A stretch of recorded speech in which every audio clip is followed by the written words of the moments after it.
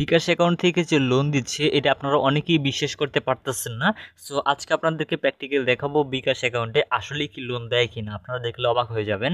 So আমি সেজন্য আপনাদের চলে আসলাম আমার বিকাশ অ্যাকাউন্টে।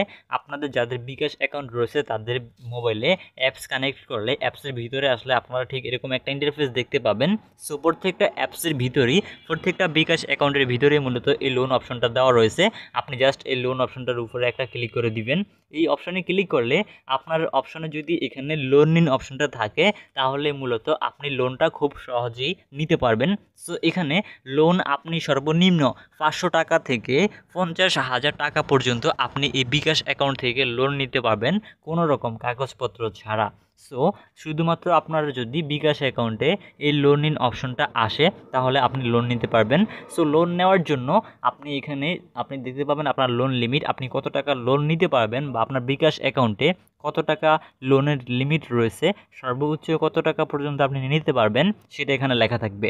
সো আপনি এখানে থাকা দেখতে পাচ্ছেন আমার বর্তমান লোন লিমিট রয়েছে 328 টাকা। এখন যদি আমি এখানে লোন নিতে চাই লোন দিবে না, তার কারণ হচ্ছে সর্বনিম্ন লোনের পরিমাণ 500 টাকা। অর্থাৎ যাদের বিকাশ অ্যাকাউন্টে মূলত লোনের অপশনটা থাকবে তারা সর্বনিম্ন 500 টাকা এবং সর্বোচ্চ 50,000 টাকা পর্যন্ত আপনি লোন পাবেন।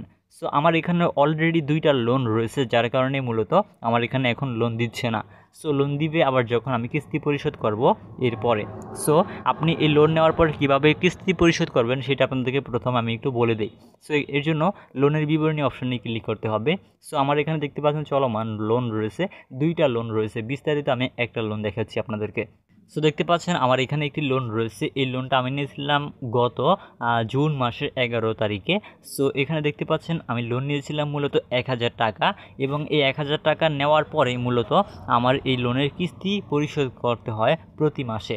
এখানে দেখতে পাচ্ছেন কিস্তি পরিশোধের প্ল্যান রয়েছে জুলাই মাসের 11 তারিখ, অর্থাৎ আপনি যেই মাসে লোন নেবেন তারপরের মাস থেকে মূলত আপনাকে কিস্তিটা দিতে হবে। সো দেখতে পাচ্ছেন জুলাই মাসে 11 তারিখে আমাদের একটি কিস্তি দেওয়া হয়েছিল 343 টাকা।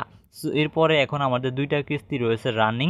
সো দেখতে পাচ্ছেন আগস্ট মাসে 11 তারিখে একটি কিস্তি দিতে হবে এবং সেপ্টেম্বর মাসে 11 তারিখে একটি কিস্তি দিতে হবে। সো এই 2টা কিস্তি দিলেই কিন্তু আমাদের এই লোনটা পরিশোধ হয়ে যাবে। এরপরে আবার আমরা লোন নিতে পারবো। সো আমি 1000 টাকা লোন নেওয়ায় আমার এখানে কত টাকা পরিশোধ করতে হবে সেটা আপনাদেরকে প্রথমে একটু বলি। সো দেখতে পাচ্ছেন আমরা প্রথমে লোন নিয়েছিলাম 1000 টাকা। 1000 টাকা লোন নেওয়ার পরে আমাদেরকে মূলত এই লোনটা পরিশোধ করতে হলে লোন নেওয়ার পরে ইন্টারেস্ট দিতে হবে মূলত 30 টাকা 65 পয়সা। সো এখানে দেখতে পাচ্ছেন ইন্টারেস্ট রয়েছে।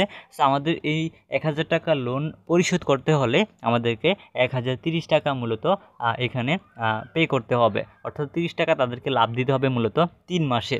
সো বর্তমানে 500 থেকে 50,000 টাকা পর্যন্ত প্রত্যেকটা লোনের মেয়াদকালই হচ্ছে মূলত আপনার ওই 3 মাস। 3 মাসের ভিতরে আপনাদেরকে লোনটা পরিশোধ করতে হবে।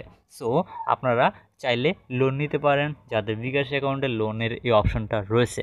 সো অনেক সময় আপনাদের বিভিন্ন প্রয়োজনে যদি টাকার প্রয়োজন হয়ে থাকে সেক্ষেত্রে এই বিকাশটাই হতে পারে আপনার একমাত্র সম্বল। এটা থেকে টাকা বের করে আপনি কিন্তু আপনার প্রয়োজনীয় যে গুরুত্বপূর্ণ কাজ আছে সেটা কিন্তু খুব সহজেই করতে পারবেন বিকাশ থেকে লোন নেওয়ার পরে, এবং পরে আপনি আস্তে আস্তে এই লোনটাকে পরিশোধ করে দিতে পারবেন। সো আশা করছি আপনাদেরকে বিস্তারিতভাবে বুঝাতে পেরেছি আজকের ভিডিওতে। সো ভিডিওটি ভালো লাগলে লাইক দিবেন, কমেন্ট করবেন, চ্যানেল নতুন হলে সাবস্ক্রাইব করবেন। দেখা হবে পরবর্তী কোনো ভিডিওতে।